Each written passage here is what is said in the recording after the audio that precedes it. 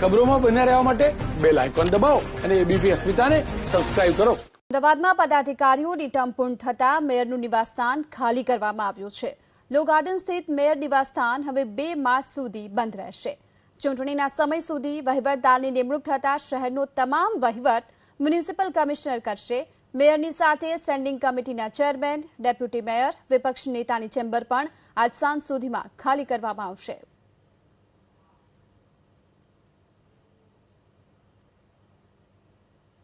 આજથી 2 માસ સુધી અમદાવાદ શહેરનું નગરપતિ નિવાસ એટલે કે મેયર હાઉસ ખાલી રહેશે, કારણ કે અમદાવાદ સહિત 6 મહાનગરપાલિકાના શાસકોની ટર્મ પૂર્ણ થતાં હવે વહીવટદારોનું શાસન લાગશે અને છેલ્લા તબક્કાની અત્યારે જે સ્થિતિ છે તે મેયર નિવાસસ્થાને જોવા મળી રહી છે. અલબત્ત 2.5 વર્ષની ટર્મ દરમિયાન 2 કરોડના ખર્ચે આ જે નિવાસસ્થાન છે તેનું નવીનીકરણ પણ કરવામાં આવ્યું હતું, પરંતુ હવે કોરોનાની મહામારી છે ને તેવા સંજોગોમાં મહાનગરપાલિકાની ચૂંટણીઓ પાછી ઠેલાઈ છે અને 2 મહિના દરમિયાન હવે વહીવટદારોનું શાસન રહેશે. તેવા સંજોગોમાં અમદાવાદ શહેરના મેયર, ડેપ્યુટી મેયર, શાસક પક્ષના નેતા, સ્ટેન્ડિંગ કમિટી ચેરમેન, દંડક અને વિપક્ષ નેતાના પદ ઉપર એક પણ પદાધિકારીઓ રહેશે નહીં. સમગ્ર જે કારભાર છે તે વહીવટદારના હાથમાં રહેશે.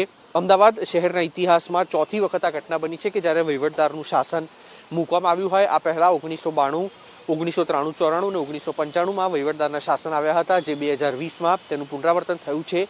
અને અત્યારે છેલ્લા તબક્કાની જે સ્થિતિ જે છે, તૈયારીઓ જે છે તે અહીંયા આગળ કરવામાં આવી રહી છે, કારણ કે આ બંગલો તેની સાથે પદાધિકારીઓને અને શાસકોને આપવામાં આવેલી તમામ સુવિધાઓ છે તે અમદાવાદ મહાનગરપાલિકા ખાતે જમા કરાવવી પડશે અને તેના ભાગરૂપે થઈને અત્યારે મેયર નિવાસ ખાલી કરવામાં પણ આવી રહ્યું છે.